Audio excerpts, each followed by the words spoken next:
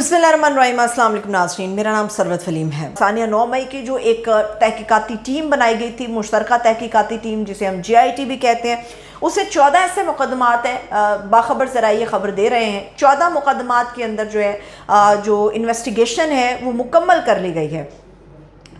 ये इन्वेस्टिगेशन जो मुकम्मल की गई है इसमें तमाम अहम मुकदमात थे, जिसमें जिना हाउस का भी मामला था, 9 मई का भी मामला था और 10 ऐसे मुकदमात हैं। ज़राए के हवाले से ये ख़बर है 10 ऐसे मुकदमात हैं जिसमें अटक जेल के कैदी नंबर 804 को कसूरवार ठहराया गया है। और जो इसकी की एक लाइन है वो मैं आपको बताती हूँ तो उससे कुछ चीज़ें हमें समझ आएंगी। इसकी की लाइन कहती है जी कि जो लोग अरेस्ट हैं उनके बयानात और उनकी निशानदेही के ऊपर जो चेयरमैन है PTI के, उनको गुनहगार करार दिया गया है। कौन सच्चा है कौन झूठा है इसे वक्त के लिए छोड़ दीजिए, क्योंकि हमारा जो खुदा है वो बेहतर इंसाफ करने वाला है। सच छुप नहीं सकता और झूठ जो है वो बेनकाब हुए बगैर नहीं रह सकता। मेरा ये मानना है, हर मोमिन का ये मानना है, हर मुसलमान का ये मानना है। ठीक है, जिन लोगों ने अपने स्टेटमेंट्स दी या जिन लोगों ने निशानदेही की, उनके बयानात की बुनियाद पर चेयरमैन को गुनहगार ठहराया गया।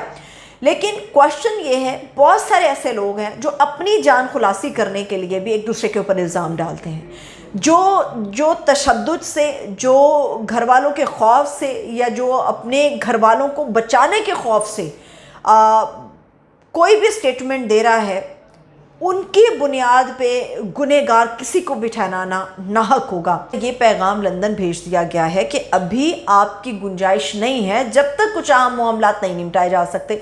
अब जब तक वो मामलात नहीं निपटाए जा सकते और इलेक्शन की डेट अनाउंस हो जाती है तो ऐसी सूरत में वापसी की गुंजाइश भी उनकी नहीं बनती, मगर इलेक्शन का इनेकाद भी हमें एक स्मूथली होता हुआ नज़र आता है। जो सबसे ख़तरनाक स्टेटमेंट है वो मरियम औरंगज़ेब साहिबा की है, जिन्होंने ये कहा कि अगर इलेक्शन की डेट अनाउंस हो जाती है या ऐसा कोई कदम उठाया जाता है तो फिर दूसरे 9 मई सानिया 9 मई के लिए तैयार रहना चाहिए। तो इसका मतलब ये है कि पंजाब के अंदर इलेक्शन की जो 14 मई की तारीख सुप्रीम कोर्ट ऑफ पाकिस्तान ने दी थी, तो उसी इलेक्शन के खौफ की वजह से, उस एक तारीख की खौफ की वजह से 9 मई का सानिया हुआ। ये तो सवालात हैं जो उठ रहे हैं, ये सवालात मुसलसल अपनी जगह पे उठ रहे हैं। अगर हम मरियम साहिबा की स्टेटमेंट को सामने रखते हैं कि दूसरा सानिया 9 मई करने की तैयारी की जा रही, इसका मतलब ये है कि क्या इलेक्शन की डेट अनाउंस होगी तो खुदा ना ख्वास्ता ये आंखें इस किस्म के कोई और मनाजिर देखेंगी।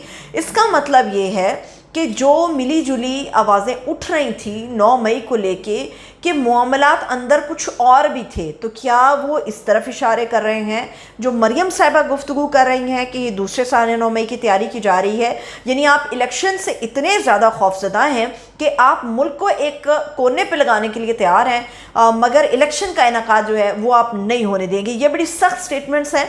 तो मेरा ख्याल है कि जो आला लोग हैं या जो ताकतवर फैसला साज लोग हैं वो इसके ऊपर भी अपने कान ज़रूर लगाएंगे। शहबाज शरीफ साहब अपने 2-4 लोग अभी भी की पोस्ट के ऊपर छोड़ के गए हैं और ये शिकवा था फवाद हसन फवाद साहब का कि अभी तक उन्हें कोई ओहदा नहीं दिया गया, जिसके बाद अब उन्हें नवाज दिया गया है। मैं ये नहीं कहूँगी कि वो इस पर पूरा उतरते थे, उन्हें नवाज दिया गया। इखलाकी तौर पे केयर टेकर सेटअप के अंदर कोई भी पुराना आदमी शामिल नहीं होना चाहिए, क्योंकि जो निगरान सेटअप होता है इसका मकसद ये होता है कि उसने माहौल को साजगार बनाना है, इलेक्शन एक का इनेकाद करना है, रास्ता हमवार करना है।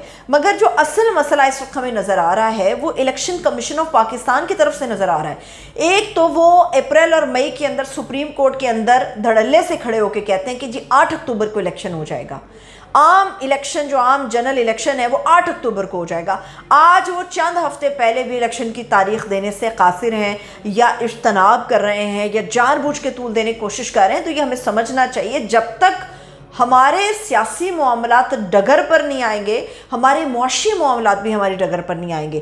देखें, दो लोग हैं, या तो अल्लाह चाहेगा इलेक्शन ना हो तो नहीं होंगे, या वो लोग चाहें कि इलेक्शन ना हो तो नहीं। अभी तो उन लोगों ने सोचा हुआ कि फरवरी में इलेक्शन हो रहे हैं, तो अल्लाह करे कि फरवरी में इलेक्शन हो जाए, अल्लाह करे हो जाए। बट ये उनके चाहने पे है, उनकी चाहत और उनकी ख्वाहिश बदल भी सकती है फरवरी आते ही, क्योंकि आपको पता है मौसम बहार शुरू हो जाता है, पीले नीले गुलाबी से फूल होते हैं, तो उन फूलों को देखते ही मूड बदल सकता है। तो फरवरी में भी मूड बदल सकता है, एक वो ऐसी बात नहीं है। तो नहीं भी होंगे तो कयामत नहीं आ जाएगी, कुछ नहीं होगा, कोई नया बहरान नहीं होगा। यही बहरान है जिनमें आप और मैं जी रहे हैं। लेकिन अभी तक जिन्होंने ये सारी गेम बनाई है, जो इस मुल्क के ताकतवर लोग हैं, जो ये मुल्क चला रहे हैं, उन्होंने अपने प्लान में ये रखा हुआ है कि फरवरी में इलेक्शन होंगे। आप समझते हैं पाकिस्तान जैसे थर्ड वर्ल्ड कंट्री के अंदर जहाँ पे इलेक्शन जो कि रेड जरूर होता है, मगर उसके बावजूद लोग निकलते हैं, टर्न आउट भी देखने में आता है, लोग वोट भी कास्ट करते हैं, कुछ उम्मीद का इजहार भी करते हैं। आपको लगता है कि पाकिस्तान की बिगड़ी हुई मैशत, हमारे बिगड़े हुए सियासी बहरान को, हमारे आईनी बहरान को हल करने के लिए डंडा वो काम कर सकता है जो वोट नहीं कर सकता? 76 साल डंडे ने ही काम किया। आपको पता है कि एक एम्बुलेंस खराब हो गई थी, उसमें इस मुल्क के बानी थे मोहम्मद अली जिन्ना, जिनको आप और मैं कायदे आजम कहते हैं। कायदे आजम यानी कि सबसे बड़ा कायद, उनको कायद का आजम, कायद रहनुमा लीडर है, उनका आजम कहा गया। तो इस मुल्क में सिर्फ डंडा चलता है। इसी मुल्क में फातिमा जिन्ना की तस्वीर कुत्तों के गलों में लटकाई गई थी।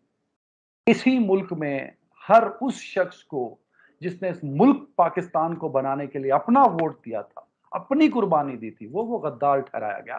तो इस मुल्क में जमहूरियत और वोट वो कार्ड हैं जो हम तमाशबीनी के लिए तो इस्तेमाल करते हैं, बट जमहूरियत की मजबूती के लिए नहीं इस्तेमाल करते, क्योंकि वो जमहूरियत तो है ही नहीं, तो मजबूत कहां से होगी। तो वो सिर्फ ये नारे और दावे या वो वाकई चीज होते हैं। इस मुल्क में सिर्फ डंडा था, डंडा है और डंडा ही रहेगा। अल्लाह करे आप पर मुझ पे। एक तारीख अभी अनाउंस हुई है 21 अक्टूबर को वतन वापस आने के लिए। समझते हैं इसके बाद एक और तारीख आएगी, या वाकई मियां नवाज शरीफ साहब ने मौजूदा सूरत हाल को मद्देनजर रखते हुए फैसला कर लिया है कि अब लैंड कर जाना चाहिए? नवाज शरीफ ने फैसला कर लिया है। किस कदर भोली शख्सियत हैं आप। जी जी जी। अब अल्लाह करे कि ये फैसला नवाज शरीफ ने किया हो। उन्होंने नहीं किया। जिन्होंने फैसला किया है वो 20 अक्टूबर की रात को बदल भी सकते हैं, और वो 21 अक्टूबर को भी सरवत बीबी वो बदल सकते हैं, जब उनका जहाज जद्दा में लैंड करेंगे ना, वाया जद्दा वो आ रहे हैं। ये भी हो सकता है कि वो लाहौर पहुंचे हैं, क्योंकि उन्होंने तो गिरफ्तार होना है, ये भी आपको पता होगा, क्योंकि आइन की पासदार हैं आप। तो छोड़ दें। मुझे ये बताइएगा, 14 मुकदमात की इन्वेस्टिगेशन मुकम्मल हो गई है। 10 ऐसे मुकदमात हैं जिसके अंदर कसूरवार ठहराया गया, गुनहगार ठहराया गया है इमरान खान साहब को। और जो उसकी की लाइन है वो ये है कि जिन लोगों को अरेस्ट किया गया बराह रास्त उनके बयानात और उनकी निशानदही की रोशनी में इमरान खान साहब को जो है वो कसूरवार ठहराया गया है। मुझे ये बताइए कि यहाँ पर डंडे के खौफ से लोग ईमान बदल रहे हैं, लोग सियासत बदल रहे हैं, लोग घर को जा रहे हैं, कोई अपने प्यारों की जान बचाना चाहता है, कोई अपनी बचाना चाहता है, कोई इज्जत बचाना चाहता है। आपको लगता है कि जिन लोगों को अरेस्ट किया उनके बयानात की रोशनी को मद्देनजर रखते हुए किसी आदमी को कसूरवार ठहराया जा सकता यार इसका जवाब मैं आपको ना एक कहानी से देता हूँ, 1 मिनट में। इस मुल्क के कुछ ताकतवर लोग पीटीआई के एमएनए को बड़ी इज्जत दिया। आप थोड़ी देर के लिए फर्ज करें कि आप पीटीआई के दौर में पीटीआई की एमएनए, तो मैं आपको कहता था सरवत साहिबा क्या हाल है, मैं आपको मिस कॉल भी नहीं देता था, मैसेज करता था, कहना ही कॉल यू मैम मैम। फिर वही वक्त आया कि मैं उसी एमएनए को गंदी गाली दे रहा हूँ, माँ की गाली दे रहा हूँ, सामने खड़े करके उसे बिठा भी नहीं रहा। तो ये जो डंडा है ना, ये कभी इधर होता है और कभी उधर होता है। वक्त बदल सकते हैं। ये जो 14 मुकदमात में लोग हैं, उनकी वफादारियां हैं, उनके बयान आते हैं, वो आज हैं, वो कल हो सकता है ना हो। आपको पता है नवाज जनरल फैज हमीद ने, मैं गवाह हूं, मेरी आंखों और कानों ने सुना हुआ है, उसने कहा कि नवाज शरीफ इज नो मोर, माजी हो गया ये नवाज शरीफ। मैंने खुद सुना हुआ। 21 को खुद आप वापस आ रहे हैं ना, ये आपने भी कहा है। वक्त बदलने देर नहीं लगती। बहुत शुक्रिया। है? थैंक यू अदनान, बहुत शुक्रिया। खुदा हाफिज।